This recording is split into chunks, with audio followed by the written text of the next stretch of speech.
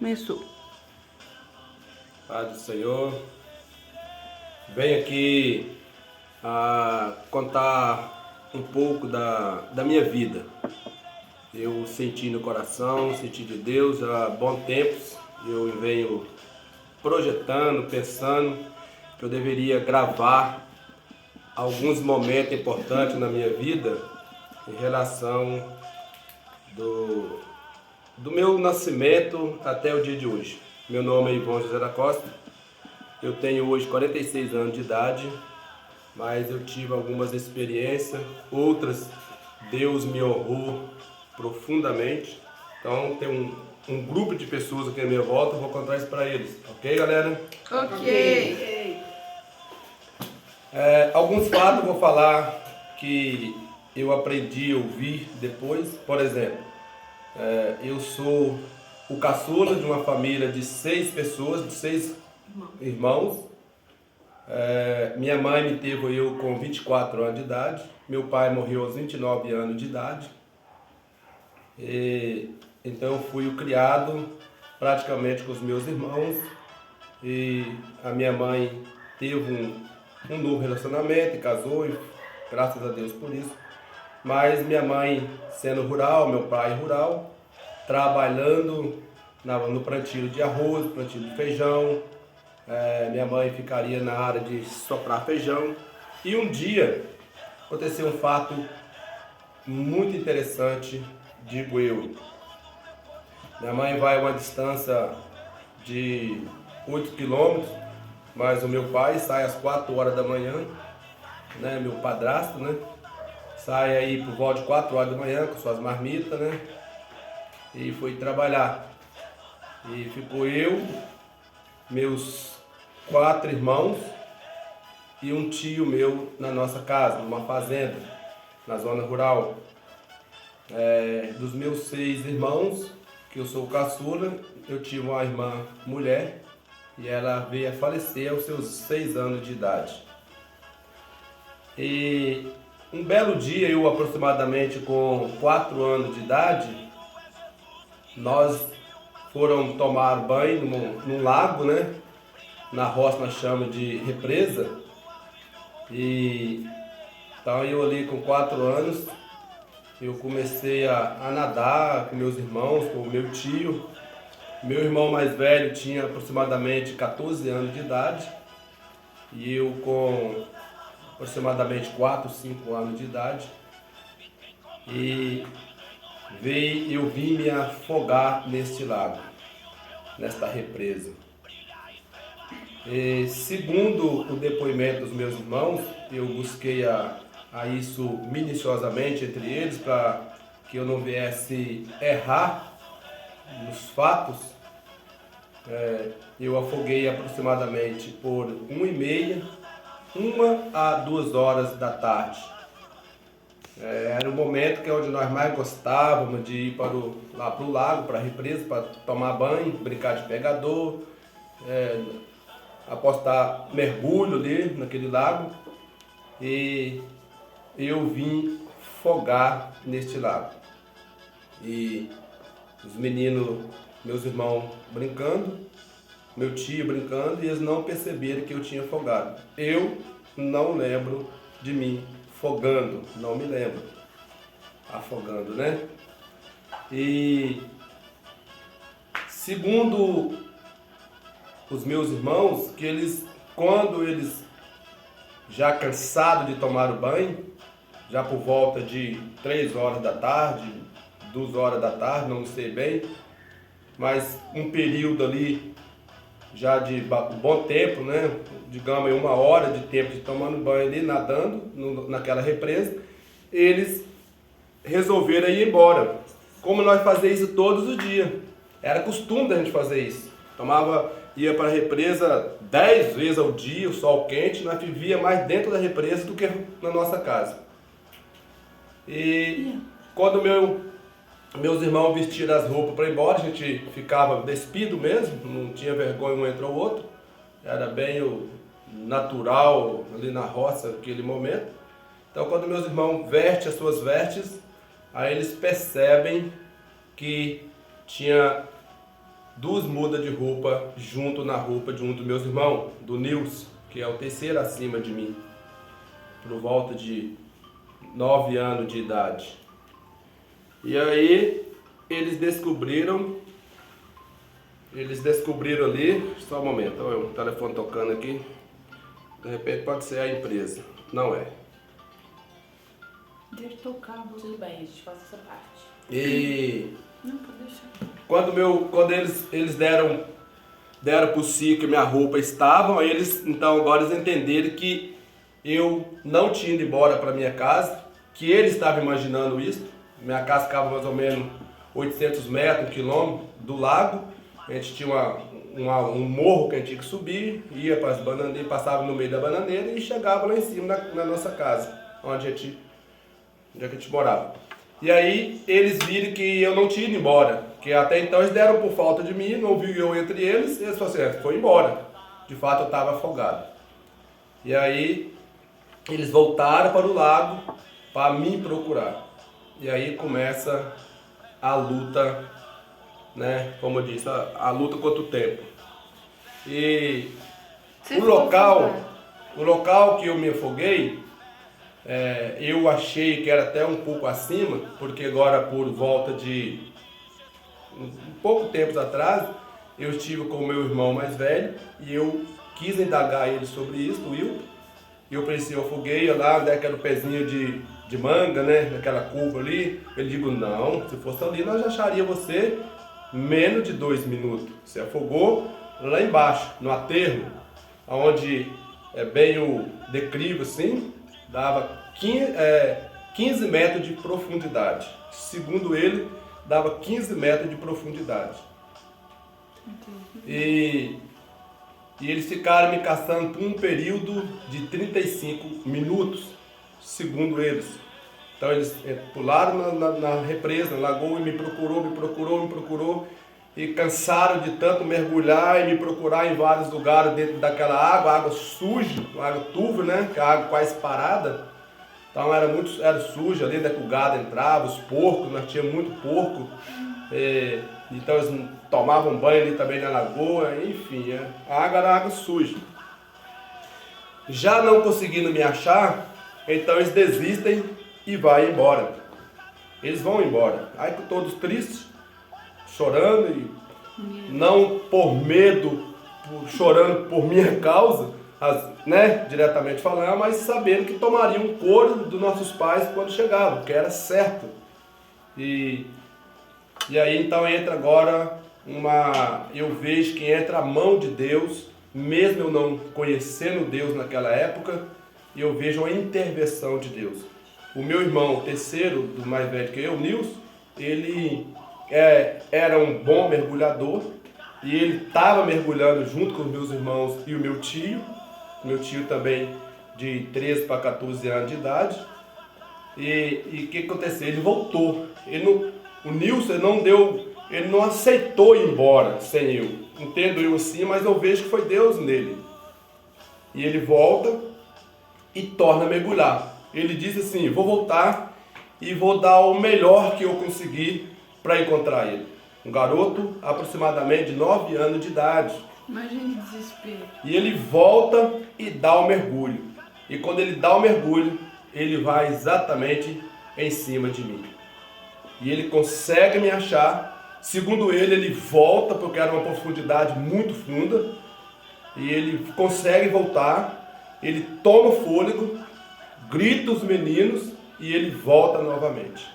Ele volta e ali ele consegue me pegar, né? Tamanho do dia. Ali no fundo da água. Ele consegue me trazer. Segundo ele, quando ele conseguiu flutuar comigo, ele já estava afogando também. Ele foi obrigado a me soltar para que ele não se afogasse. E nesse momento que ele me soltou, o meu irmão mais velho já estava pulando juntamente com ele e me agarrou antes que eu voltasse às profundezas do lago. E ali eles conseguiram me tirar e me levou para fora ali e me jogou nas costas e subiu o morro, né? E foi levar eu lá para minha casa. E cansando ele, subindo comigo, segundo ele, minha barriga estava muito cheia de água, estava estufada mesmo a barriga, aquela coisa. Eles subiram e parece que meio calado, meio lento, triste ali comigo. E eles pararam na metade do morro, eles pararam para tomar um fôlego, para descansar. Mesmo sabendo que eu morto nos braços deles, mas eles me levaram a si mesmo. E eles pararam para descansar. E aí eu vejo uma outra intervenção divina. Eu vejo a mão de Deus. Porque quando eles me colocam no chão, eles automaticamente, a minha barriga é pressionada no chão, ou as minhas costas, de forma que quando eles me colocam no chão, então agora começa a sair água no meu ânus. E ali começa a sair. E quando eles viram aquela água saindo, eles acharam engraçado. Começaram a pisar na minha barriga e começavam a empurrar minha barriga. Minha barriga estava muito grande. Então eles davam uma pisada na minha barriga e então esguichavam uma água. E aquilo eles começaram a fazer aquilo ali. E eles foram fazendo, foi fazendo, até que acabou toda a água. Ou seja, até que parou de sair água lá no meu ânus, né? E aí eles me pegaram, me levaram para minha casa e chegou lá, me lançaram sobre a minha cama e eles fugiram. Eles foram para... Não precisa. Depois eu ligo aqui. É o presbítero que está me ligando aqui. E eles me jogaram na minha cama e eles foram embora, correram. Tinha um curral perto de casa, porque a nossa casa ficava na... Não, pode deixar, pode ficar tranquilo. Depois eu ligo para eles.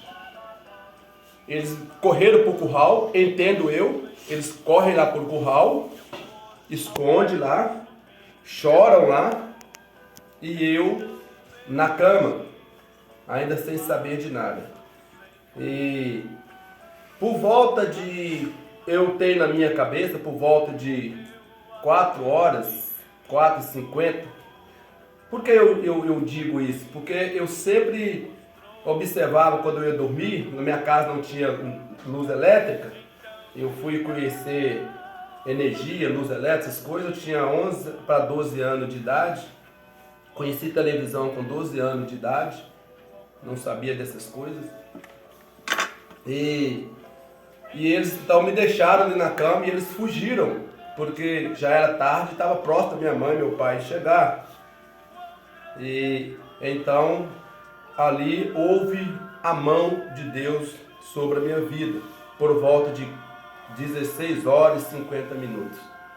Eu me lembro que eu me despertei daquilo ali, eu acordei, e quando eu acordei, eu achei no meu pensamento, na minha forma de pensar ali, achei que era de manhã, porque estava o dia tipo clareando. Só que quando eu me levantei, porque eu queria levantar, porque eu não era de ficar deitado, eu acordava e imediatamente eu me levantava, tudo bem de garotinho, sempre fui assim. Mas aí eu percebi que eu não conseguia levantar. Eu fiquei tonto, a cabeça ficou girando, a casa ficou girando, a cama ficou girando, e aí eu comecei a segurar na cama. A nossa cama era de cavalete, né? A gente pegava 3 tábuas e pegava 2 sacos de ração, esse saco de linha que nós chamamos, antigamente era saco de moar. Nós pegava 2 sacos, juntava um ao outro e ali nós arrancava a palha da banana, a palha do milho e enchia aqueles 2 sacos, fazia o colchão e ali era a minha cama, eu dormia ali. Então a gente pegava 2 forquias, colocava umas 3, 4 tábuas em cima de 2 forquias e ali a gente colocava aquele 2 sacos amarrados às bocas assim, cheio de palha de banana e fazia o colchão. E ali a gente dormia, fui criado dessa maneira. Depois nos ensinaram a fazer a esteira com a tabua, mas eu não gostei, era dura, era horrível, eu não gostei. Preferi lá.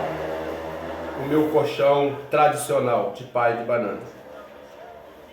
Mas aí eu acordei, me despertei, então eu vi que eu estava tomado de sangue. Tanto o meu corpo, quanto o travesseiro, quanto o chão. Minha casa, a nossa casa era uma sede da fazenda.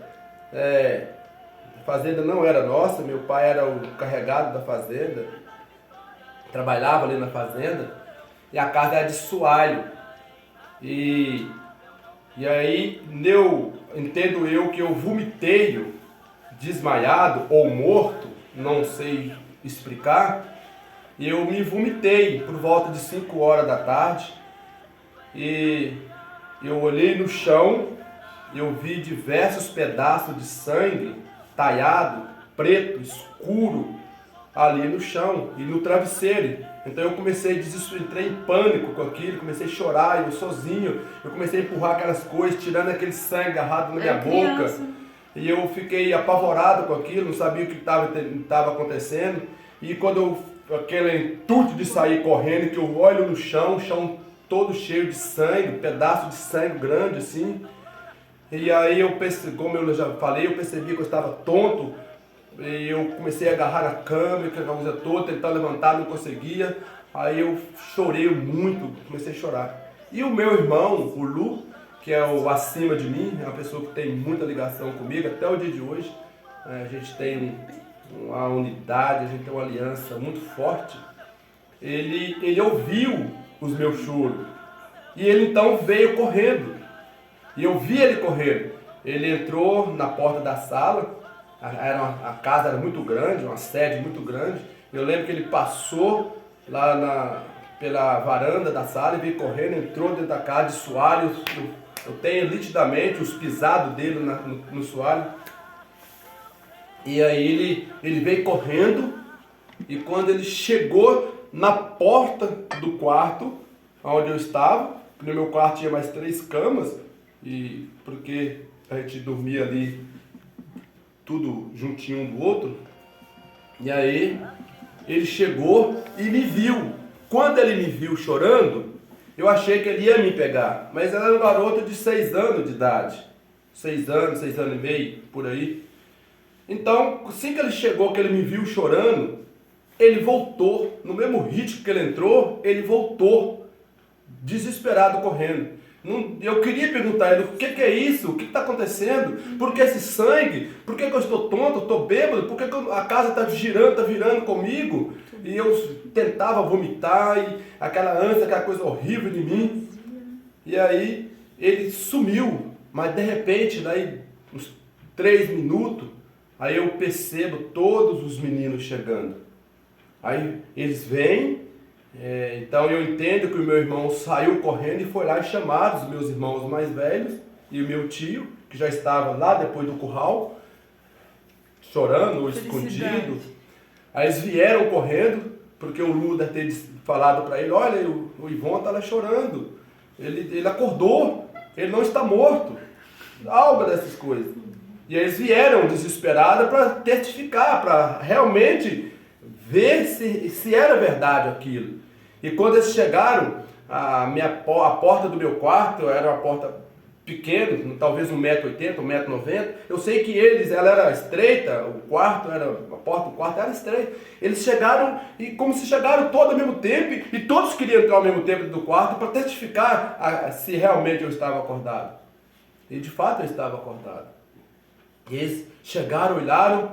Eu lembro do meu irmão mais velho, o Wilton, ele chega na frente e olha. Eu não consigo, assim, eu sei que ele estava com o rosto pasmado, assustado. O Gil chegou nas costas do Wilton, que é o outro irmão meu, olhando. Aí o meu tio, já por último, e meu tio falou assim, nó, realmente ele não morreu não, ele está vivo. E ali, eu não sei o que aconteceu, eu vejo que eles voltam, eles saem dali do quarto, todos eles saem do quarto novamente e vai, não sei para onde, e ali eu acabo me desmaiando novamente. Então eu acredito que eu desmaiei novamente, porque a casa rodava tanto, eu não conseguia ficar Não conseguia ficar em pé. Era uma coisa horrível. A casa estava virada de cabeça para baixo. Era uma coisa horrível. E aí, quando eles saem, eu apago novamente. Eu vejo que eles vão saindo, eu me apaguei. E aí, eu não vi minha mãe chegar. Eu não vi o meu padrasto, né? Que eu tenho hoje como pai. Realmente é o meu pai, um grande homem. Te criou, né? Um homem que me deu todo apoio, todo carinho, todo amor. E eles não vi eles chegarem. E eu dormi. Ou eu estava desmaiado. E aí eu consigo voltar a si novamente no outro dia, por volta de 8h30 da manhã. Eu só entendi que era 8h30 da manhã, porque eu lembro que a minha mãe falou assim, o Ivon está demorando a levantar hoje, já tratamos dos porcos ali, já tratamos das galinhas, já tomamos café, e até agora ele não levantou, será que ele está bem ou não? E quando ela falou assim, então eu me despertei, e aí eu lembro que eu me levantei, e eu daí para frente, eu não sei mais o que aconteceu. Eu acho que eu tomei uma vida normal, eu lembro da voz dela, falei assim, o Ivon está demorando demais a levantar, porque nós já tratamos dos porcos, nós já tratamos das galinhas, já tomamos café, e ele até agora não levantou, ele não é disso. Eu ouvi ela falar isso lá no terreiro. E aí imediatamente eu me levantei, e eu me lembro que eu fui para a porta da sala, na beira de um barranco, porque quando eu desci para a bananeira, para o córrego lá embaixo, na fonte, na nascente da água, a gente colocava umas furquinhas porque o barranco estava caindo, eu me lembro que eu fui para lá. E lá eu lembro que eu fiquei um tempo com a mão na cabeça baixada, fiquei com a mão na cabeça assim por algum tempo, e eu acho que ali eu peguei uma força, uma coragem, e eu lembro que eu fui lá para dentro, que eu vi que eu estava com fome, e eu fui para a cozinha. Eu acho que eu não me lembro bem, mas parece que eu comi um feijão no prato com tempero e gordura. Eu peguei aquilo ali e mexi e comi. E parece que eu renovei as minhas forças e aí eu voltei para os matos novamente, o campo, voltei a seguir os meninos e a vida E sua mãe falou alguma coisa? continuou.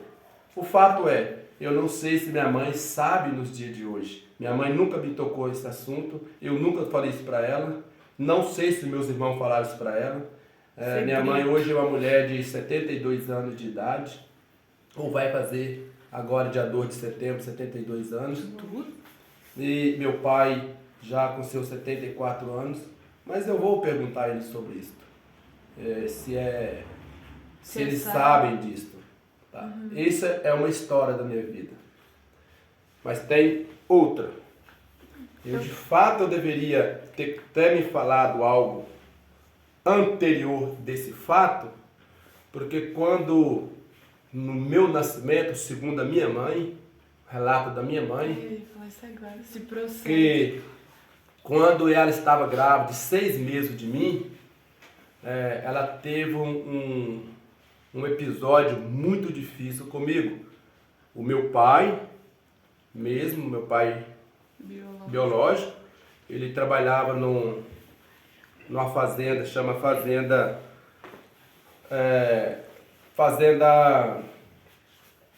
lá na Vargem do Lobo, fazenda Vargem do Lobo, é uma região, e lá perto tinha um lugar chamado Vinhatos, era um recanto, onde as pessoas plantavam milho, feijão, então chamava o local Vinhato. E um dia meu pai foi trabalhar, minha mãe não fez a comida, a marmita para ele no dia anterior, para ele levar de manhã, porque minha mãe não estava bem da minha gestação, segundo ela. Então ela fez a comida no dia por volta de 9h30 da manhã e pegou essa marmita de comida e foi levar para o meu pai lá no Vinhato.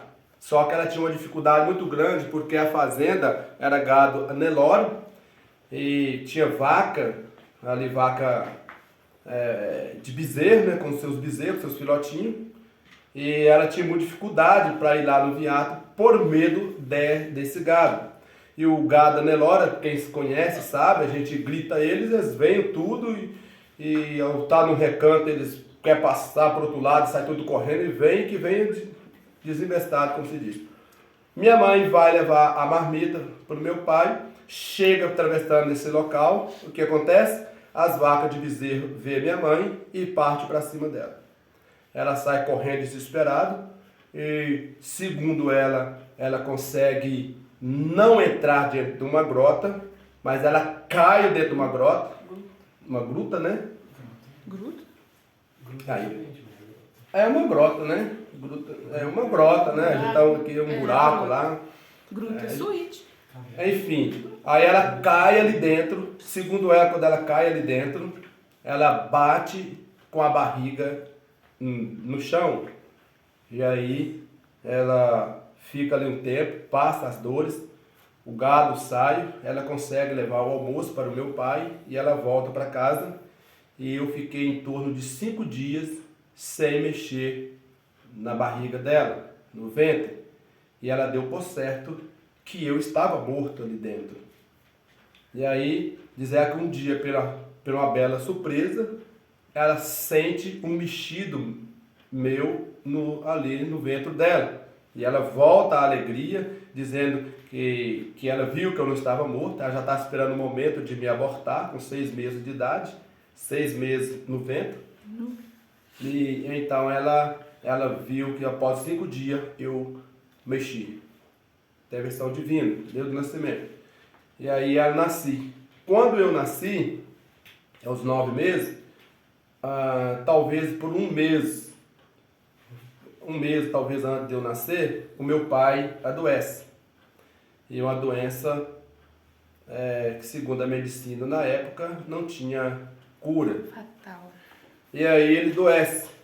E ele exige para minha mãe que a minha mãe deveria ir para Belo Horizonte para ficar com ele no hospital. Então, da nossa roça até Belo Horizonte, daria em torno de 130 quilômetros, talvez uns 140 quilômetros. Para minha mãe, que é criada na roça, nunca foi numa cidade, era uma coisa quase impossível, mas ela foi obrigada a ir.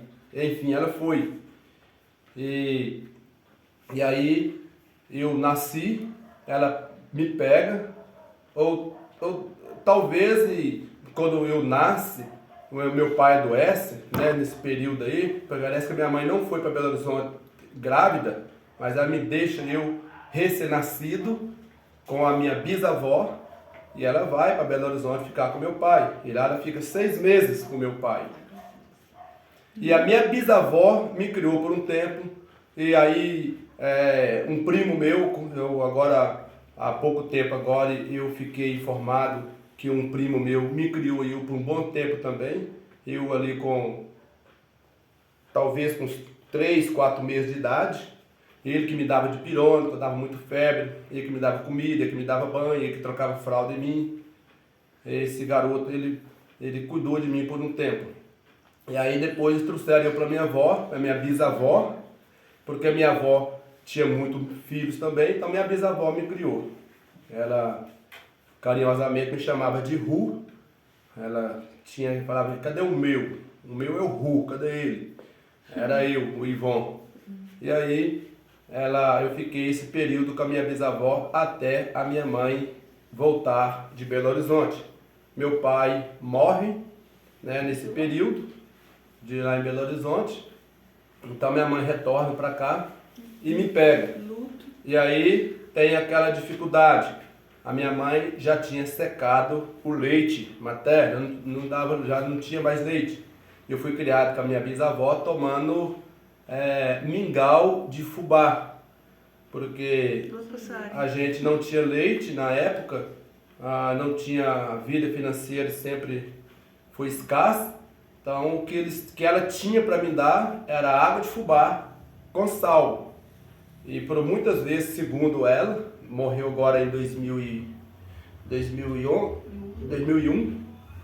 Minha bisavó morreu agora em 2001, com os seus 97 anos, parece.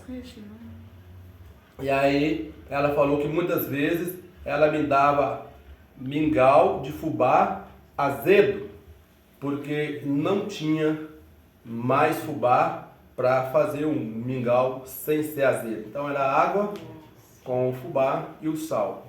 E assim me criou. E minha mãe, Hoje eu sou um pouco, peso 78 quilos, 80 quilos hoje, mas isso era até poucos dias atrás, eu tinha um corpo bem mais franzininho. E minha mãe sempre chegava perto de mim, meu filho, eu olho para você e passa um filme na minha mente. Essa magreza sua, você não mamou o leite materno, esse jeito seu, enfim, ela olha para mim assim, tem hora que ela fica imaginando que eu não tive os mesmos direitos que os outros irmãos mais velhos teve. Mas eu sou muito bom com isso. E ela, até o dia de hoje, ela tem uma coisa especial comigo. Ela chega perto de mim, ela sempre quer me gratificar de certa forma. Eu sempre aceito. Ela chega com a nota de R$50, ela chega com a nota de R$100, ela chega com frango, ela chega com queijo, sempre ela caça alguma coisa para estar me dando. E eu aceito, porque eu entendo que aquilo que ela não pôde me dar na minha infância, eu garotinho, ela tenta agora de ressarcir isso de certa forma, de certa maneira, e ela usa essa forma. E eu aceito, eu bem tranquilo. Tá filmando. Enfim. E aí, eu então mostrei a minha infância, como eu já lhe contei esse processo do meu afogamento. Eu fiquei sabendo por volta de 1995 que um cérebro humano, né, o cérebro ele consegue ficar aproximadamente 3 minutos e meio sem oxigênio, daí para frente dá problema no cérebro, dá um distúrbio, dá algo, sei lá, explode, enfim, não sei, morre. E eu não tive nenhuma medicina, né, em relação no meu afogamento aí. Quem acompanhou aí desde o princípio, eu já lhe contei isso aí. Então, eu não tive enfermeiro, não tive médico, não tive nada. Eu fiquei aproximadamente, igual eu falei, de 1h30 da tarde afogado, e eu me despertei por volta das 5 horas da tarde. E eu me lembro que se eu fiquei talvez 5 minutos despertado, 10 minutos, foi muito, eu tornei a apagar, e eu acredito que eu desmaiei novamente, e eu só voltei a acordar, despertar no outro dia, no dia seguinte, às 8h30 da manhã, na minha imaginação. E não teve sequela, né? Graças a Deus, eu não vejo nenhuma sequela. Bom, então aí começa uma nova caminhada. Eu, com meus 5 anos de idade, eu já não fui o morto lá com as vacas no ventre da minha mãe, e agora a segunda vez eu não sou morto nesse afogamento, e agora eu começo agora a ter visão malignas. Eu com 5 anos de idade, eu começo... Bom, primeiro, eu com 5 anos de idade, eu me descobri que eu morreria. Eu não sabia que o ser humano morria. Então, chegou um amigo meu, que é 2 meses mais velho que eu, e falou comigo assim: você sabe que um dia você vai morrer, assim como o porco morre, a galinha morre, que vocês matam? Eu falei assim: o que é isso? Morrer? Se nós vamos morrer. Isso aí, nós não matamos porco, seu pai não mata o porco e vocês não comer, né? Um dia nós também vamos morrer. Eu disse: o que é isso, morrer? Vamos morrer. E aí aquilo me deu um pavor. Eu estava perto de uma hortazinha que tem lá em casa, lá nos fundos lá. E quando ele me falou isso, eu comecei a subir para a beira do córrego e eu fiquei desnorteado com esse negócio. Eu começava a ver o meu pai matar os porcos lá em casa, botando a faca no porco, minha mãe degolando os frangos, as galinhas para matar quando chegavam as visitas na roça lá em casa. E então aquilo, eu fui tomado com a opressão horrível dentro de mim, uma situação horrível dentro de mim quando eu descobri aquilo. E aí eu procurei um meio para mim disfarçar desse momento de morte. E aí então, eu todas as vezes que vinha na minha mente que eu morreria assim como o porco morre, então eu começava a cantar algumas músicas e começava a bater na minha cabeça e eu descobri que eu batendo forte na minha cabeça, o meu cérebro, sei lá o que, eu ficava meio tordoado assim, e aí eu esquecia o negócio da morte. Então eu começava a bater na cabeça e andar. Portanto, eu lembro um dia que eu escrevi uma música, eu era bem bonecozinho. Eu não escrevi, mas eu consegui memorizar uma música não me lembro mais como era. Daqui a pouco eu vou lembrar. É de João Mineiro e Marciano, eu acho. Ainda ontem eu chorei de saudade. Então eu comecei a cantar essa música. Então toda hora que eu lembrava que eu lembrava ali da morte, eu começava a cantar essa música. Ainda ontem eu chorei de saudade, começava outras coisas lá e começava a bater na cabeça, enfim. E daí pra frente eu comecei agora a ter uma visão demoníaca. Meu filho, você olhou aí? Tá ficando grande o áudio, né? O vídeo? Hã? Tá ótimo. bom, continua. Vamos lá. Aí, eu tô aqui bem contando as minhas palavras, bem tranquilo.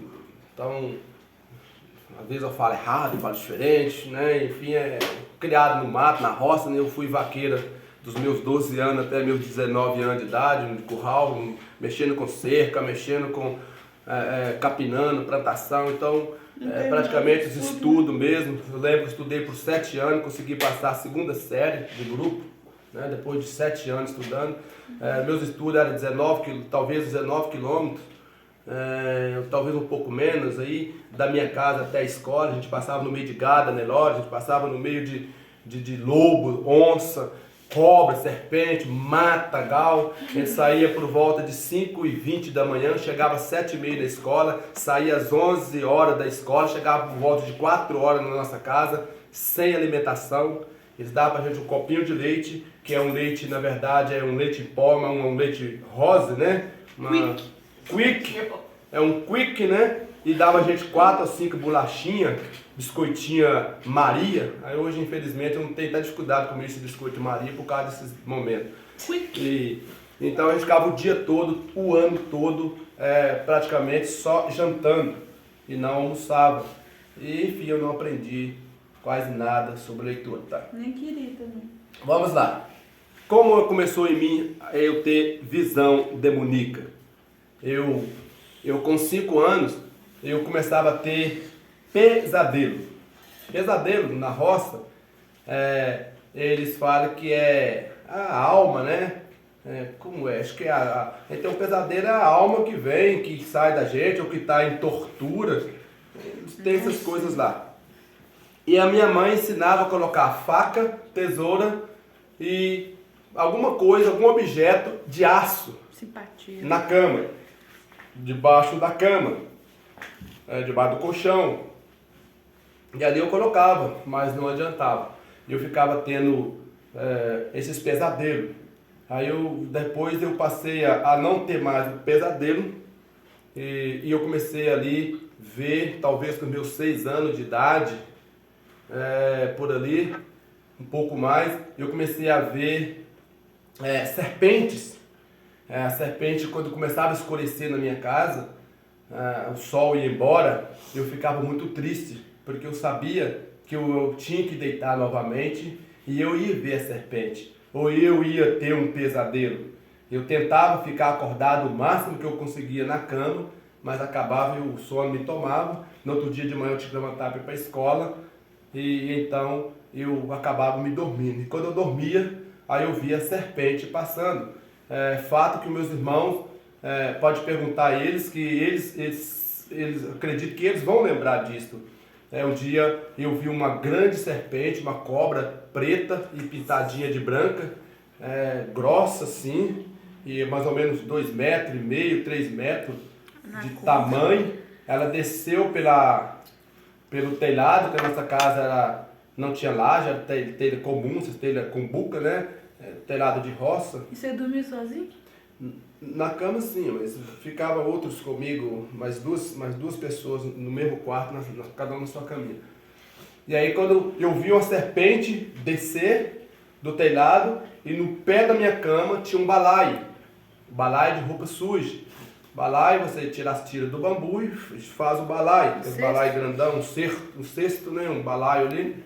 E ali a minha mãe guardava as roupas sujas ali, que uma vez por semana vinha duas amigas dela, ela contratava as amigas dela para vir ajudar ela a lavar, porque nós era uma família grande.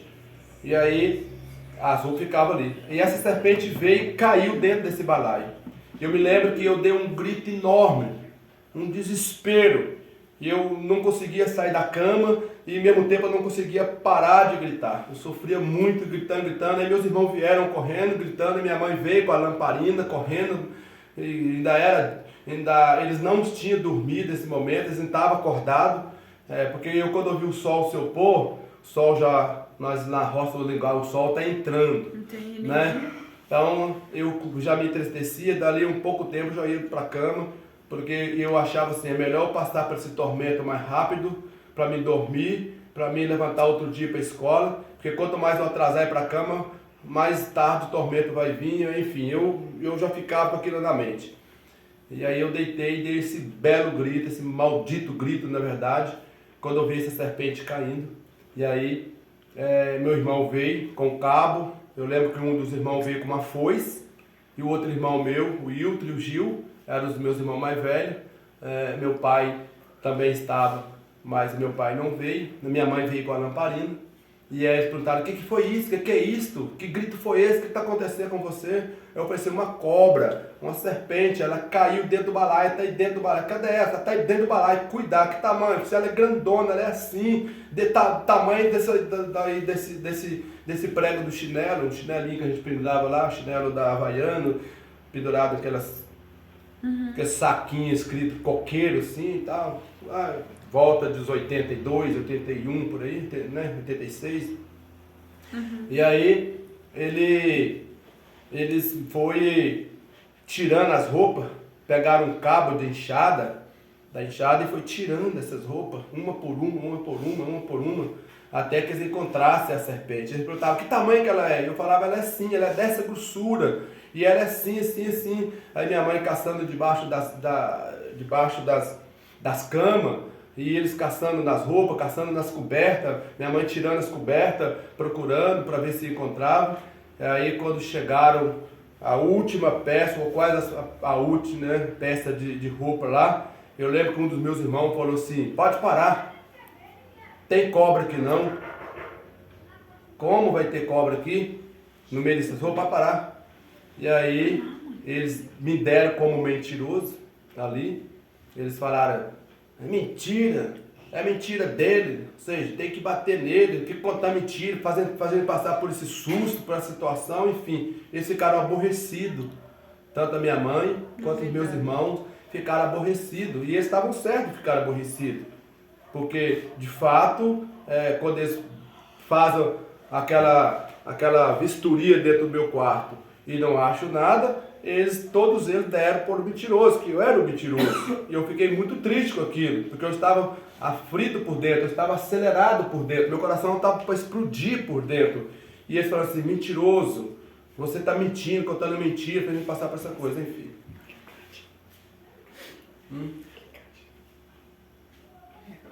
Pode dar rumo para ele. Aí eu fui tendo isso. Beleza. Daí a pouco... É o alicate, filho?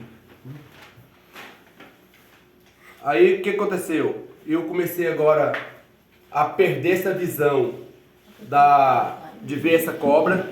Agora eu passo a ver 3 cupins. Vou explicar o que é cupins. Na roça, a casa dos cupins, né, os bichinhos lá, os insetos, eles criam a casa deles no chão. E à medida que eles vão tirando a terra do chão, eles criam fora da terra um murudu, né, uma torrazinha. É uma casa do cupim. Então nós chamamos aqui de cupim. Olha lá, os cupizeiros, os cupim. É a casa dos cupim. E eu comecei a ter esse tipo, vendo essas coisas. Eu via 3 cupins na minha frente. E aí foi mais grave esse período.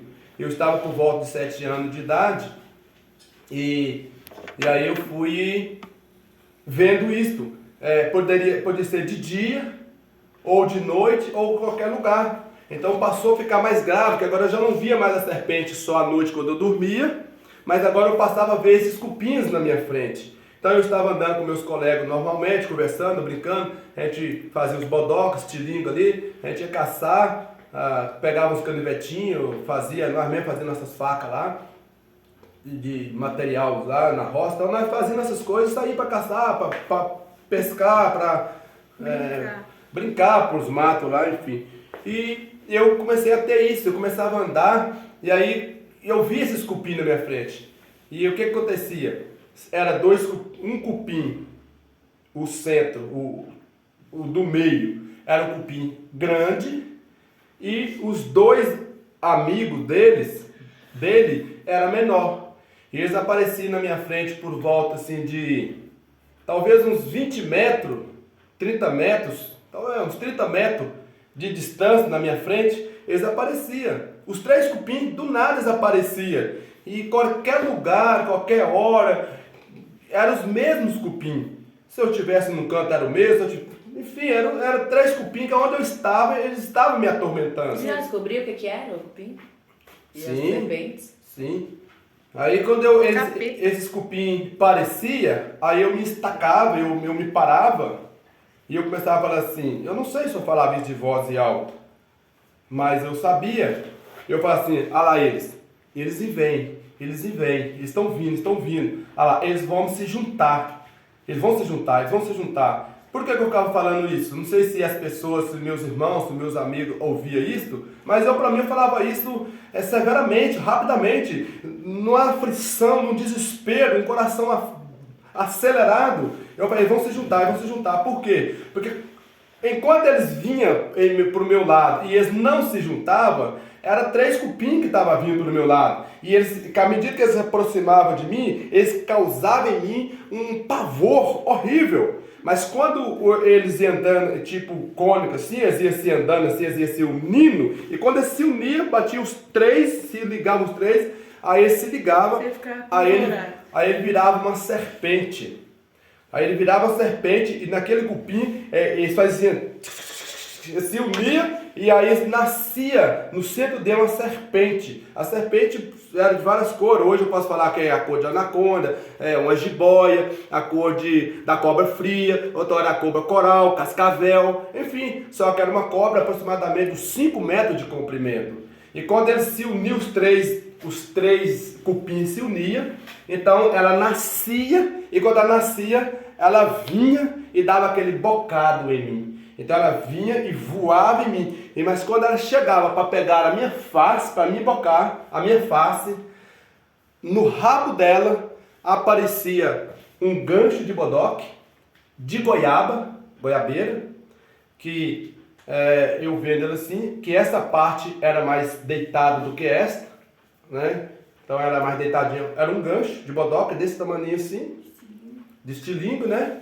Esse gancho prendia o rabo dela. Então quando ela nascia, que ela subia, que ela dava o bocado na minha face, o gancho descia, esse gancho descia e prendia o rabo dela. E quando o gancho prendia o rabo dela, acabava o curso dela já quase na minha face. Ela chegava a avançar na minha face, mas eu nem me preocupava tanto com o bocado dela em mim. Eu preocupava se o gancho ia travar o rabo dela. E todas as vezes o gancho agarrava o rabo dela. O gancho descia e travava o rabo dela, ela dava aquele golpe e ela voltava, e quando ela voltava ela se sumia. E o gancho também sumia. Isso ficou aproximadamente um ano e meio de idade, né? Dos meus 7 até quase 8 anos, eu passando por isso. Meus colegas iam embora. Hein? Todos os dias? Não. Isso às vezes eu tinha, talvez 3, 4 vezes por semana. Não era todo dia. 4 vezes por Não era todo dia. Às vezes eu tinha isso 3 vezes no dia, mas passava uma semana também. E os cupim era feio? Cupim era normal, não era feio. Eles eram normal, assim, igual você vê um cupim mesmo aí, ele era normal. Cupim dói, viu? Mas tá, vamos lá. Passando essa fase eu ainda nesse período de vena, tendo essa visão Ele não conhece cupim, não. horrível, depois não vou mostrar pra ele vai saber. Deus me livre. É aqui o meu amigo aqui não conhece o cupim, não. Ele é de outro estado, mas ele vai entender. Nós vamos ensinar ele isso aqui. Vamos lá. Então eu com aproximadamente meus 8 anos de idade, eu então agora eu passo a querer trabalhar. Eu com 8 anos de idade eu comecei a trabalhar. Minha mãe me liberou para me trabalhar, mexer com plantação, mexer com tomate, ajudar um pessoal. E um belo dia, eu na casa dele, ele me buscou mais ou menos 4 quilômetros da minha casa, 5 quilômetros da minha casa, da casa dos meus pais, e me levou para ajudar ele a mexer com plantação. E eu fui num lugar chamado Canabrava. E eu fiquei na casa dele talvez por uns 3 meses. E um belo dia eu tive isto lá. E ele ficou apavorado com aquilo, ele ficou com medo daquilo. Ele achou que eu tinha um problema mental. E eu falei, não, ela já foi embora, é a cobra, já foi embora, já acabou. E ele falou assim, que cobra? Aonde? Como você viu? Cobra? O que é isso? Aí eu expliquei, não, é porque os cupim, quando os cupim aparecem, quando eles se unem, aí eles viram uma cobra, ele vem me bocar, mas o gancho já travou ela. E eu, assim, ó, apavorado, ele olhou pra mim assim, não tá certo isso. Não sei o que passou pela cabeça dele, enfim. Obrigado, filho.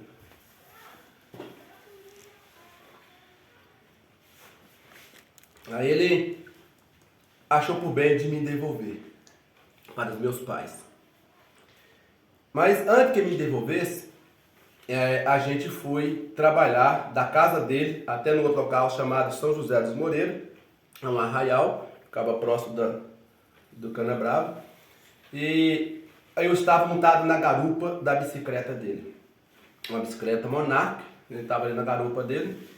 E ele falou para mim assim, segura firme, que eu vou descer bem embalado esse morro, né? Para mim subir o outro, eles pegar embalo para subir o outro. E assim ele fez. Eu não sei o que aconteceu comigo no meio do morro. Essa bicicleta?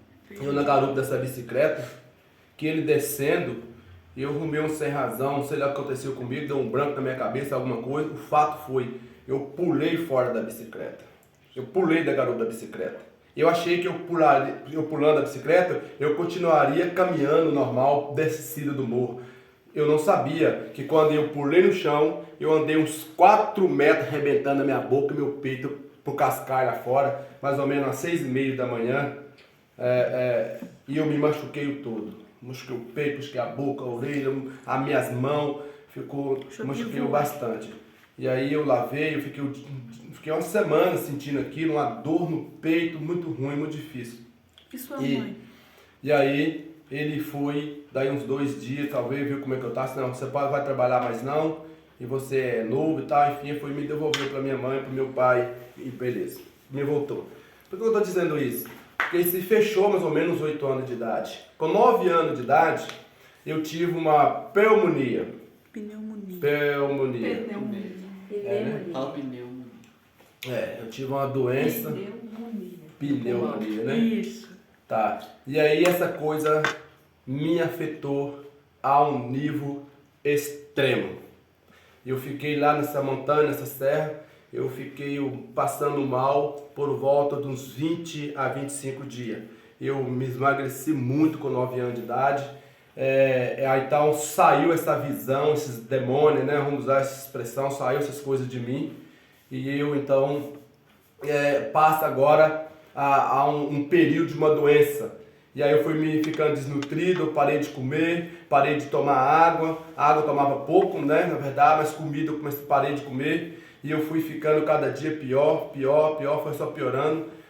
Eu não sei o que aconteceu com a minha mãe, com o meu pai. Talvez a distância era longe de me levar a uma cidade para me consultar. E ela foi me deixando. Eu não sei o que deu na cabeça dela. Talvez a pessoa, não, esse menino está numa situação tão difícil que não tem nem recuperação para ele. Não sei. não sei, mas no meu coração eu entenderia dessa forma. E eu fiquei muito mal com essa pneumonia. E cheguei ao ponto de ficar defecando na própria roupa. E a gente não tem banheiro na roça, então eu ia pro meio da bananeira. E eu me lembro que por umas 3 vezes eu desmaiei dentro da moita de banana. Inclusive, das vezes que eu desmaiei, eu acordei, eu me despertei com os porcos me fuçando. Eu fedia, eu não tomava banho, eu não fazia nada, eu não comia. E não me lembro dos meus irmãos, não me lembro da minha mãe me carregando. Eu, por muitas vezes, eu saía engateando pelo chão, porque eu não conseguiria ficar de pé. E aí chegou uma senhora, eu acho que é a dona Nega, uma senhora das Perobas, me viu o estado que eu estava e falou para minha mãe, leva ele ao médico, de repente ele consegue recuperar, de repente ele aguenta. Aí minha mãe então tomou aquela atitude. No outro dia de manhã, eu sei que foi um dia de sábado ou um dia de domingo, mas eu acredito que foi um dia de sábado.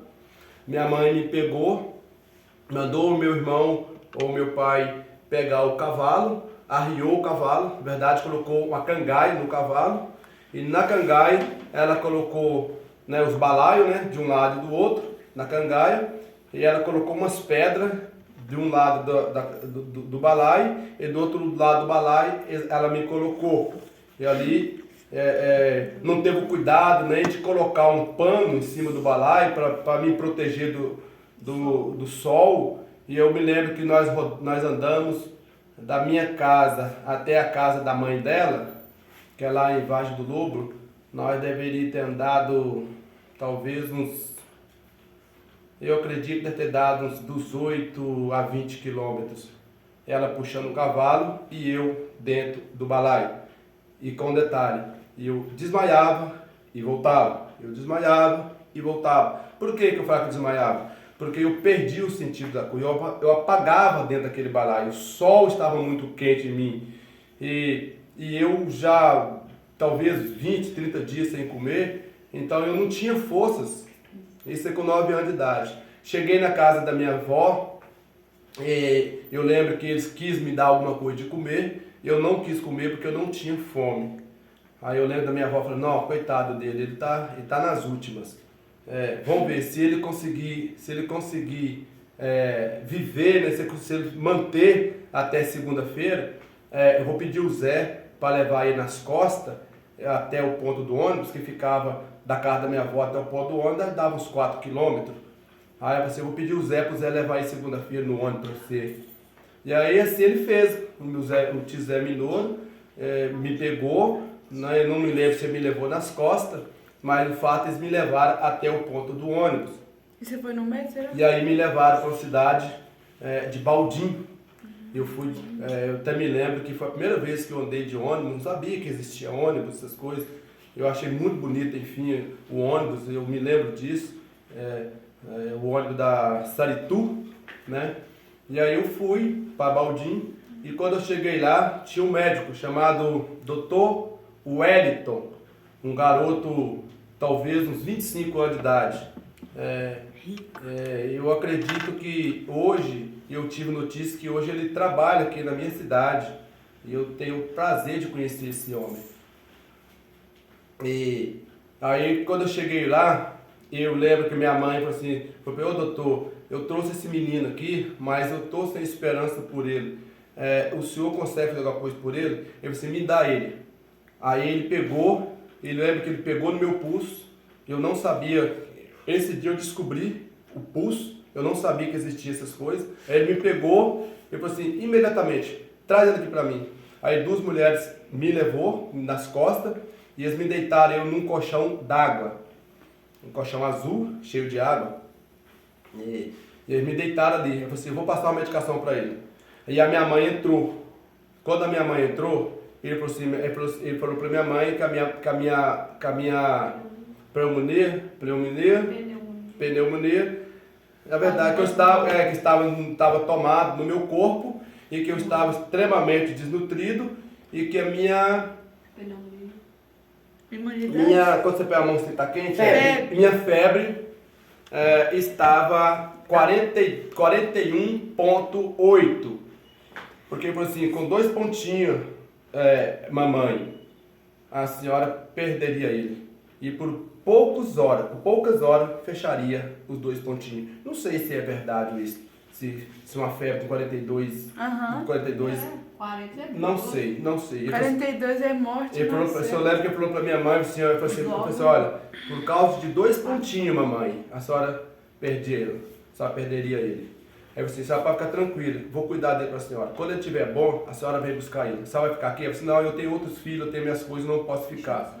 Aí ela falou assim, pode deixar ele comigo, que eu vou cuidar dele pra você. Quando ele estiver bom, você vem buscar ele.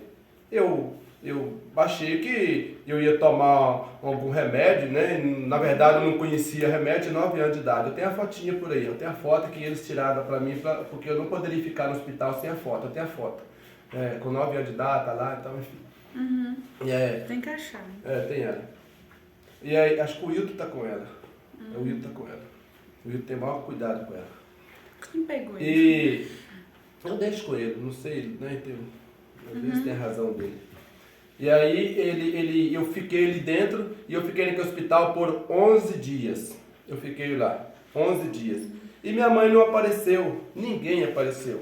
Exceto que talvez no 6º dia apareceu o Gil e o Charlie, que é o meu irmão e o meu tio que estava lá quando eu me afoguei lá na roça. Eles apareceram e eu ouvi o meu tio falando, ele está aqui, ele está num desses quartos, vamos ver se ele está aqui. E aí, quando eles falaram assim, o meu irmão, o Gil, ele subiu, era um basculante, a janela de basculante, eles subiram para o lado de fora da rua, porque o hospital dividia ali com a rua, não tinha muro, essas coisas. Então ele subiu e eu vi o rosto do Gil subindo pela janela. E quando eu vi ele assim, eu falei, não, Gil. Aí eu saí correndo de dentro do hospital. E saí correndo, quando ele saiu lá na frente do hospital, ele já estava lá também. Ele já estava passando lá, talvez tinha uns 10, 15 metros, que ele tinha acabado de passar em frente ao hospital. E eu baixei atrás dele. E gritando, cadê o mãe? Cadê o mãe? Eu quero ir embora, o mãe me deixou aqui, eu quero ir embora, aquela coisa toda, né? Eu sempre chamava minha mãe de mãe, aquela coisa toda. E cadê o mãe? Eu quero ir chorando, desesperado. Aí o Charles falou assim, ô Gil, você não pode levar ele não. Ele vai ter problema, porque se ele sair do hospital, o pessoal do hospital vai ficar desesperado. Esse negócio, não leva não, volta lá. E eles começaram a me pegar e querer me devolver para o hospital. E eu entrei em pânico com isso no meio da rua. E eu gritando, não quero, eu quero ir embora. E ele disse, você não pode ficar embora. Aí quando eu assusto que não, quando eu olho para trás, quem está lá? As 2 enfermeiras. Só me agarrando pelo pescoço, pelas costas, e uma me agarrou do lado, outra me agarrou do outro, e eu fui embora com os pezinhos assim pendurados nas mãos dela. Elas eram os meus anjos, elas cuidavam de mim de uma maneira excelente. Mas você não entendia. E eu não entendia. E aí elas me levaram e me deram um sabão, dizendo, você não pode sair mais daqui. Você não pode fazer isso. Se você fizesse mais uma vez, eu vou te trancar dentro do quarto, você não vai sair. E me deu um sabão. Quando você estiver bom, quando o médico te liberar, nós vamos mandar você para tua mãe, ou nós vamos levar você para tua mãe. E aí eu fiquei lá 11 dias nesse hospital. Enfim, fui curado, fui recuperado desta pneumonia, né? Isso. E aí, enfim, me levaram embora. Palavrinha difícil. Tá, vamos lá. Aí me levou, aí eu lembro que o médico me chamou, e o médico perguntou assim, o que você gostaria de ganhar? E eu falei assim, eu queria que o senhor me desse aquelas folhas grandes lá fora. Aí eu falei assim, que folha grande? Aquelas grandonas, aquelas assim. Aí eu falei assim, vamos lá para você me mostrar o que é. E eu acompanhei com ele até a porta do hospital e tinha um quartozinho ao lado e lá dentro tinha umas folhas de ofício. Aquelas folhas grandes, aquelas folhas de ofício? Chama de folha de ofício. Não, aquelas grandonas, aquelas que você põe. Cartolina. E lá tinha umas 5 folhas de cartolina. Eu falei, o que é isso aqui? Isso pra quê? Você mandou brincar, mandou fazer desenho de galinha, de porco, de boizinho. Eu falei, não, pode levar pra você. E ele juntou aquilo ali e me deu. E eu me lembro, acho que ele falou assim, depois você volta cá que eu vou te dar pra você um Velotrol. Um velocípio, né? Vem, volta cá que eu vou te dar. Eu nunca mais vi o médico. O fato é isso, eu nunca mais vi ele.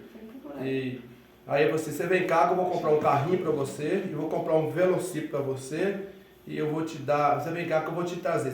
Você vem aqui, volta aqui depois que eu vou comprar as coisas pra você. Quase morreu. Eu nunca mais voltei, fui embora pra minha casa. E aí, os meus 9 anos, eu me recuperado. Com 10 anos de idade, aí eu comecei a ficar possesso. Eu comecei Endemoniado? endemoniado. Comecei a literalmente ver os demônios na minha frente e eu ficava possesso. É certo que não era contínuo, mas quando eu bebia um pouco de cachaça, meus tia lambriqueiro, minha família, uma família bem que gostava sempre de tomar uma cachaça. E aí a gente também tomava, a nossa mãe sempre deixava. E as oportunidades que eu bebia um pouco mais, eu ficava maluco, doido, e ficava possesso. E eu via os demônios, via vulto, via essas coisas, via como se fossem macacos pretos, né? Bem bucudo, e com as coisas horríveis, enfim. Então eu passei a ter essas coisas, e aí eu passei agora a ficar bravo. Eu passei a querer ter uma personalidade única, diferente, comecei a ficar bravo. Com 11 anos de idade, eu saí da minha casa. Meus irmãos, meus pais me colocou eu dentro de um regime, dentro de uma conduta. Eu não aceitei e disse, eu sou homem, eu sou forte, sou valente. E não aceitei e eu decidi sair de casa. E literalmente saí da minha casa. Com 11 anos de idade, eu saí de casa. Inclusive o meu irmão, o Lu, foi comigo. A gente foi reunir nós dois. A gente compramos de um a tudo. Compramos cama, compramos cobertor, compramos panela, prato. Isso foi em 1992. E eu ainda carrego um prato, né? Tá aí. Carrego um prato ainda. Ele de baixo aí. Traga aí, homem. Quando eu saí de casa, foi 91 para 92. Todas as vasilhas, os utensílios que a gente compramos. Eu compramos de um a tudo. E eu fui morar sozinho. E ali eu fiquei tendo a situação mais delicada, porque esse é a lembrança, né? A sobra, né? Aí, ó. É isso aí. Esse é o pratozinho que me acompanha até o dia de hoje, mas não tem estivação por aí, nada não. Porque ainda está em forma ainda de uso aí, então enfim. Mas então com 11 anos eu já morando sozinho, agora eu passei por ter o desafio. Eu tinha que trabalhar, eu tinha que cuidar de mim, eu tinha que fazer comida, eu tinha que lavar as minhas próprias roupas, eu tinha que assumir a responsabilidade da minha vida. E então eu tentei aprender a fumar, eu comecei a comprar cigarro, porque na nossa região quem fumasse, quem era independente, mostrava autoridade, mostrava que era livre. Então eu tentei fumar. Isso eu me levei por 1 ano e meio mais ou menos. Eu não consegui aprender a fumar. Glória. Então aí eu só né? E aí eu bebia cachaça, essas coisas. E aí eu passei então a ser mais autoritário. Aí, querendo ser homem. Aí eu passava dificuldade, quando eu ia para casa dos amigos da noite, eu tinha que passar dentro das matas sozinho no escuro. Eu tinha que dormir sozinho. Eu não gosto de sapo. Eu encontrava com sapo pelos caminhos à noite, eu não gostava. Quando um sapo esbarrava em mim, eu de chinelo, de bermuda, talvez sem camisa, eu ficava apavorado, eu não gosto de sapo. Eu prefiro pegar uma serpente, pegar um touro pela mão, do que pegar um sapo. E enfim, quando eu chegava na minha casa, eu chegava já preocupado, com medo de ter sapo na minha casa, enfim, aquela loucura toda. Mas fui crescendo, criei minha independência. Um vizinho meu me chama para me trabalhar com ele. Eu passo a trabalhar com os 12 anos de idade, eu passo a trabalhar nesse curral. A gente drenava as vacas, eu ajudava a tomar conta do gado solteiro. E aí eu assumi uma responsabilidade nesse curral até meus 16 anos de idade. Então a gente eu passei a montar em cavalo bravo, eu montava em touro, aí eu já crescia, eu já enfrentava touro, e mandava pro chão, enfim, eu passava, eu era bem extrovertido ali no meio dos animais ali, eu gostava, era a minha vida aquilo ali, laçava e ajudava a capar e fazia de tudo, né? Ajudava o meu irmão, ajudava o fazendeiro, enfim.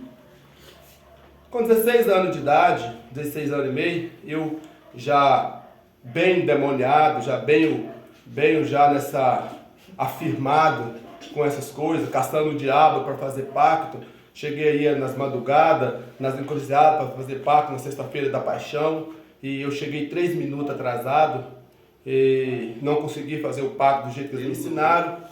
E aí, enfim, eu já estava já mais forte, mais já homem, já passei a comprar faca, já andava com 8 facas amarradas no corpo, para todo lugar, na sela do cavalo, facão. Eu já criei um homem, já uma personalidade de homem, e já passei a botar autoridade onde é que eu passava. Já ninguém jamais metia a besta comigo, já me respeitavam e sabia que se mexesse comigo, eles poderiam estar correndo perigo por fato de eu ser um quase desnorteado, uma pessoa que não tinha nada a temer. E eles, então, eu falei assim, não põe a mão nele, porque aí nós já se tornamos uma família, já de 10 irmãos, tudo homem, e meus irmãos eram muito sistemáticos, meu pai muito sistemático, e a sociedade respeitava muito a nossa família, e até o dia de hoje é assim, porque minha família é um povo bastante justo, né, nas palavras, e cuidadoso e responsável com os seus deveres. Então a gente é exemplo, né? Foi exemplo muito tempo na sociedade. E, então eles às vezes nem mexiam mais comigo, porque também com medo da repreensão de vir a turma. Eles usavam a expressão, não põe a mão nesse homem, nesse rapaz não, porque se vocês encostarem nele, vai vir a turma toda, porque somos unidos. E se encostar num, é a mesma coisa jogar pedra na casa de marimbondo, vai juntar todo mundo. Então as pessoas tinham esse respeito de mim, até bem por causa dessas coisas. Mas eu com meus 16 anos e meio por aí, eu cometo uma das minhas proezas com mais severidade. Eu, no curral, drenando as vacas, tirando leite, vaca brava, né, batia, aquela coisa toda. Era uma luta ali dentro ali. Quem é vaqueiro, quem mexe com isso, sabe o que eu estou falando. E um belo dia, o meu patrão vem no curral, solta uma vaca, tira o leite dessa vaca para fazer mamadeira para a filha dele. E o bezerro dessa vaca tinha o hábito, o costume de mamar em outras vacas. E meu patrão falava comigo assim, dizendo, olha, Ivon, você está saindo às madrugadas, está saindo à noite, chega nas madrugadas, chega bêbado e as vacas estão quebrando leite. Então você tem que ser mais responsável no seu trabalho, porque eu te pago direitinho, eu cumpro com os meus deveres, você não está cumprindo com os seus, você tem que ser mais firme. E ele estava certo no que ele falava, mas eu sempre falava para ele, olha, todas as vezes que você tira o leite dessa vaca e solta esse bezerro dela, esse bezerro fica mamando nas outras vacas deixam mamar, e por isso está dando essa queda do leite.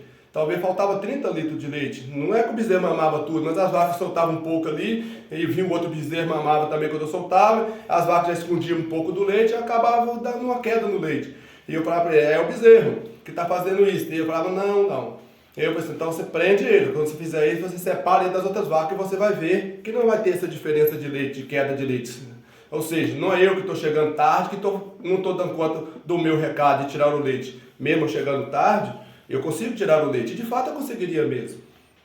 E aí, ele soltou o bezerro um dia, e o bezerro acabou de mamar na mãe dele e foi mamar nas outras vacas. E eu tinha falado para ele, se você soltar o bezerro e deixar o bezerro aqui mamando nas outras vacas, eu vou matar o bezerro. E se eu matar o bezerro, eu mato você também. Não, o boiadeiro não deixa não, tal. O boiadeiro era meu irmão, eu tinha maior estima com meu irmão, tenho até hoje, respeito meu irmão demais. Meu irmão é muito justo, né? Até o dia de hoje, em tudo que ele faz, um homem de exemplo. Eu tenho ele como meu segundo pai, o homem que me criou. Qual deles? Meu irmão mais velho, o Wilton. Eu respeito ele como meu pai.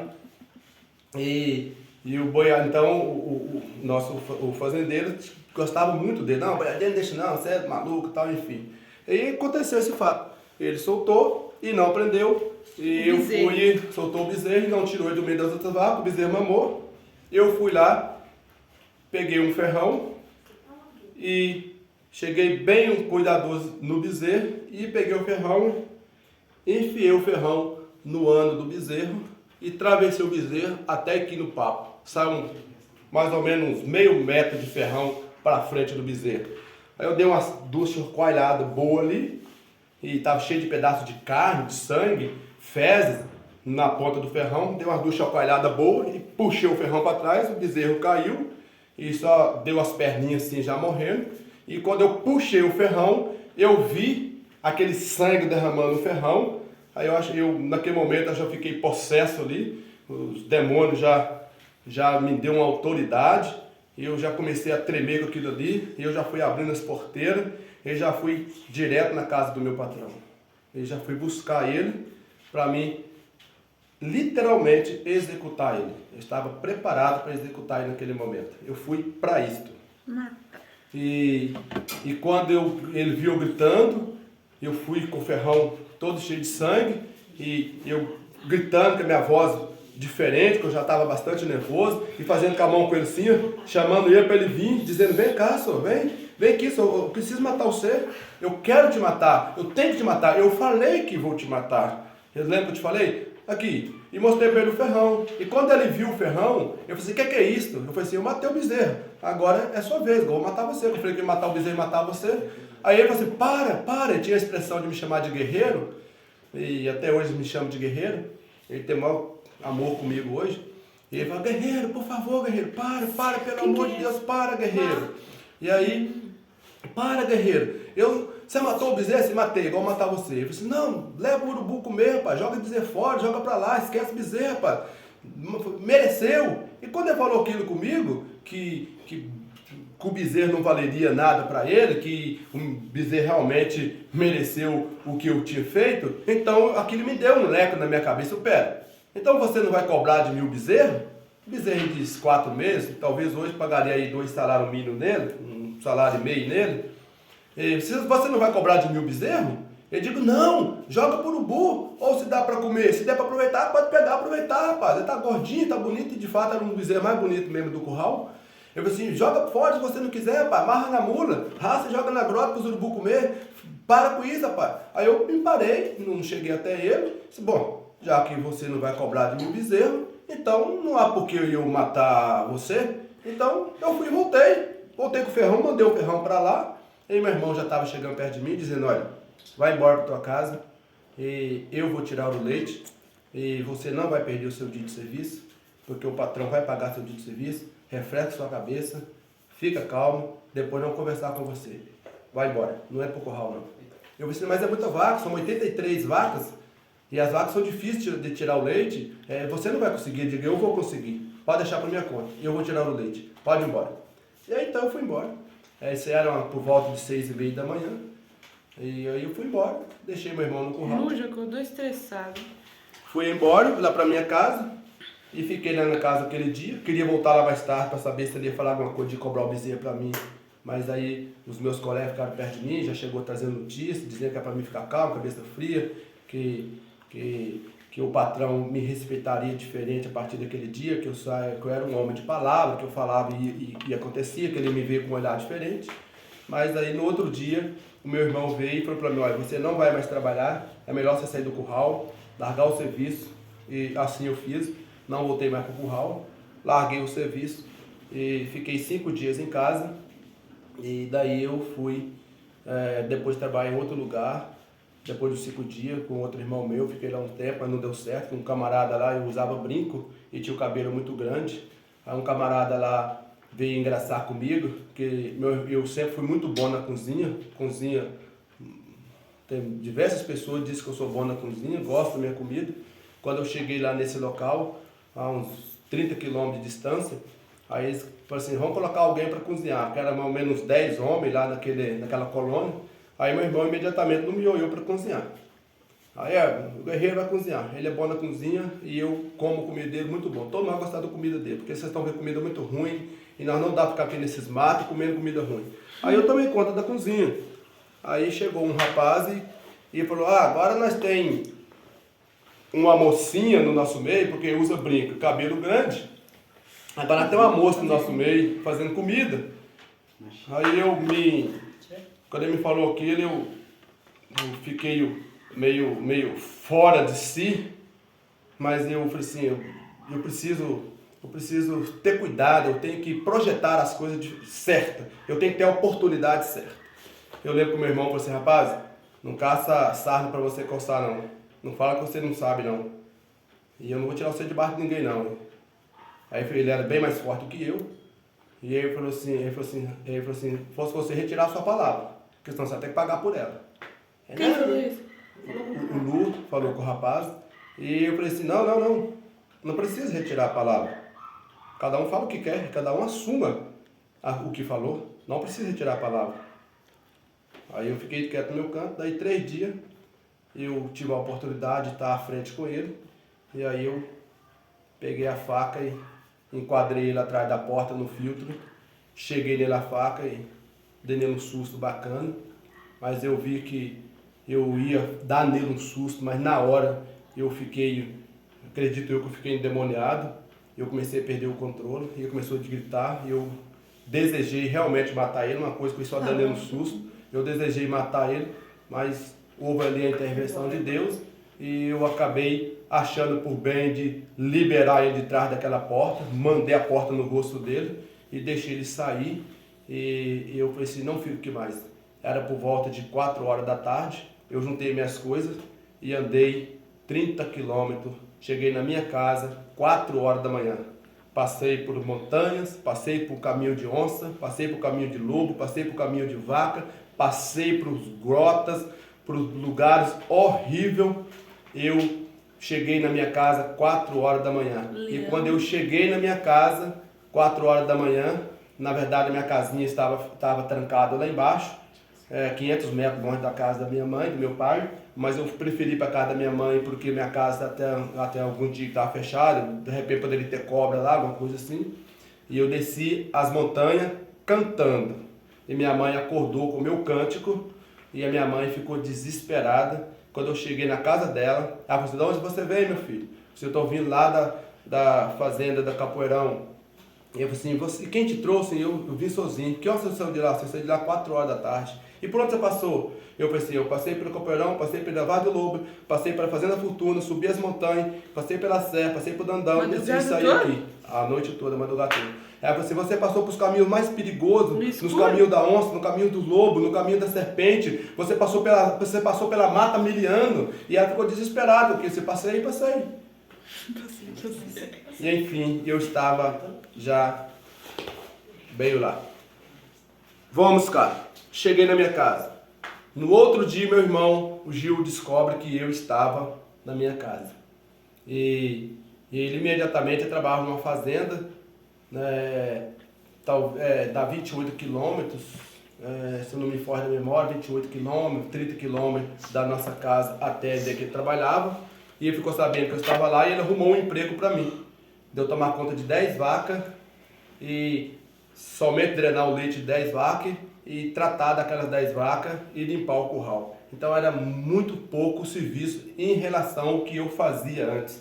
E imediatamente eu pedi a um amigo meu um cavalo e corri lá na fazenda e fechei com esse novo patrão, e no outro dia seguinte eu já estava no curral já treinando as vacas. E lá eu estava com 16 anos e 8 meses por aí, mais ou menos por aí, e aonde é que eu fiquei lá por 15 dias, e chegou uma profeta de Deus, e ela me viu de cabelo grande, me viu de brinco, e minha patroa queria me mandar embora, porque chegaram umas pessoas lá e me viram lá, esse rapaz é o capeta em forma de gente. É um homem irrepreensível, é um homem muito bravo, um homem perigoso e um homem que pode matar vocês em qualquer minuto se vocês pisar no cálice dele. Então foi uma fofoqueira lá e contou uma barbaridade de mim. E a patroa falou assim, E a patroa falou assim, manda esse homem embora ainda hoje. O patrão ficou com medo, se ele é tudo isso mesmo, ele pode avançar em mim. Aí chamou o meu irmão e conversou com o meu irmão. E meu irmão orientou ele então que vendesse as vacas, que retirasse as vacas e usasse essa expressão que ele tinha vendido as vacas e por esse motivo já não mais precisaria de mim. E eles fizeram o esquema lá e colocou as vacas lá junto com as vacas que o meu irmão tirava leite. Que o meu irmão tirava o leite lá também nessa fazenda para um outro fazendeiro. E aí eles fizeram isso e uns tempo depois eu descobri que eles fizeram isso por medo de eu reagir de forma agressiva com eles. E aí, naqueles período de 15 dias que eu fiquei ali, eu conheci, fui orientado, fui evangelizado e eu conheci o Senhor Jesus. Aí, a mulher que era minha patroa, ela era cristã, evangélica, e ali ela me evangelizou. Antes que eu fosse embora, chegou uma missionária, e essa missionária falou assim, olha, Deus mandou esse homem para que você ganhe ele para ele, porque Deus tem um propósito muito grande na vida dele. Você é a mulher responsável de evangelizar, de ensinar e de ganhar ele para Jesus. Deus vai te usar para evangelizar ele. E aí ela ficou uns 4 dias de jejum, e aí ela me chamou uma tarde, aí me perguntou, Ivon, você vai sair hoje à tarde? Eu digo, não, vou ficar por aqui mesmo, porque aí tinha um bar bem próximo, e às vezes eu descia lá para a vila, para ficar lá no bar, e ela falou assim, fica aqui, eu preciso conversar com você, algo importante, fica aqui comigo. E aí eu ficou os filhos dela, e nós sentamos na varanda da fazenda, e aí ela começou a me falar do amor de Jesus. Eu não sabia que era Jesus, não tinha noção dessas coisas, e ela me ensinou, me orientou. Com o segundo dia, eu estava certo que Jesus realmente me queria. Porque ela falou comigo assim, ela falou para mim assim, tudo que eu te falei, você vai fazer prova com Deus.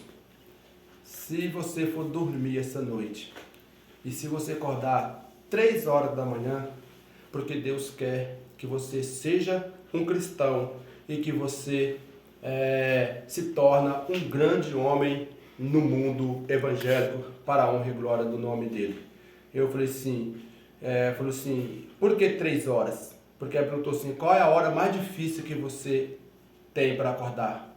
Qual a hora que você não lembra nos últimos 10 anos que você não se acordasse? Eu digo assim, eu nunca me lembro em toda a minha vida que eu acordasse 3 horas da madrugada. Acho que isso nunca houve na minha vida. Ela diz, então esta noite você vai acordar às 3 horas da madrugada. Se você acordar 3 horas da madrugada, você se tornará um cristão e Deus tem uma obra na tua vida. Se você acordar antes ou depois, Deus não te quer no evangelho, não quer que você seja cristão, não quer que você seja um homem anunciador do evangelho. Mas você tinha relógio? E aí, ela falou assim, uma coisa eu te peço, pega o relógio do seu irmão e coloca no seu travesseiro, que quando você acordar, você olha as horas. Você olha as horas. Se você acordar, pega o relógio e olha as horas.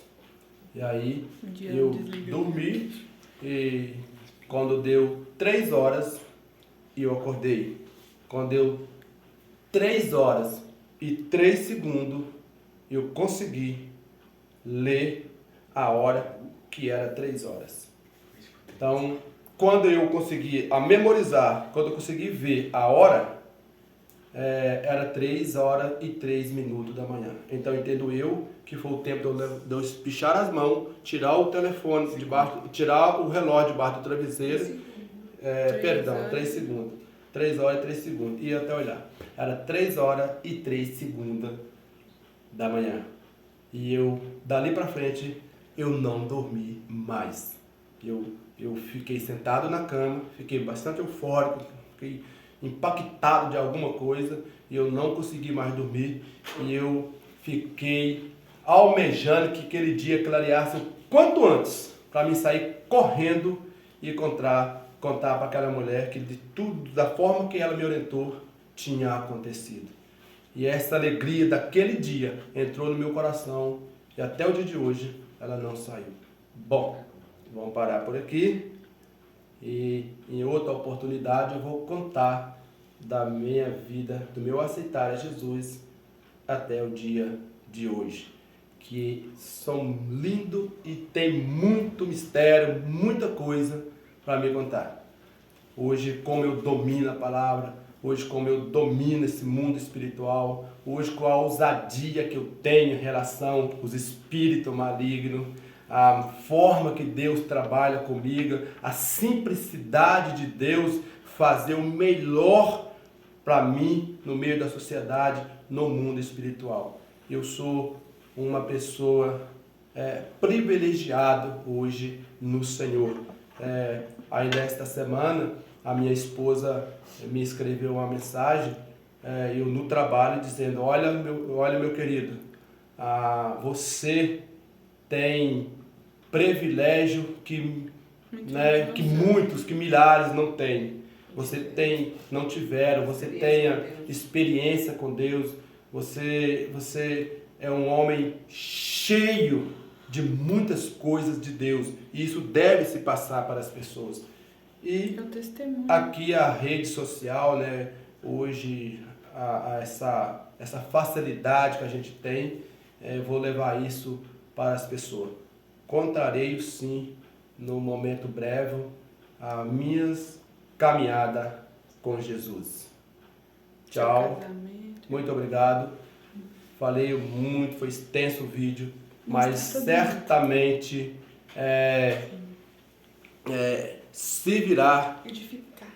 Vai sim edificar, vai servir para as pessoas. Desculpa a humildade, a simplicidade, a dificuldade em falar as palavras, mas eu sou um homem desse jeito, simples. Assim. Deixa eu mostrar aqui os meus colegas, a Noemi, o Ian, né? A Noemi é minha filha, o Ian é meu filho caçula, né? Essa é uma amiga nossa aqui, muito íntima. Esse é o Emerson, né? É um menino de outro estado, né? É meu genro hoje, tem essa honra, né? Esse é meu filho, o Igor Samuel. A minha esposa, né, Edivânia. A Lara, né? Isso aí. Parabéns, tchau, muito gente, bom. Deus abençoe. Eita. Tá bom, comemos.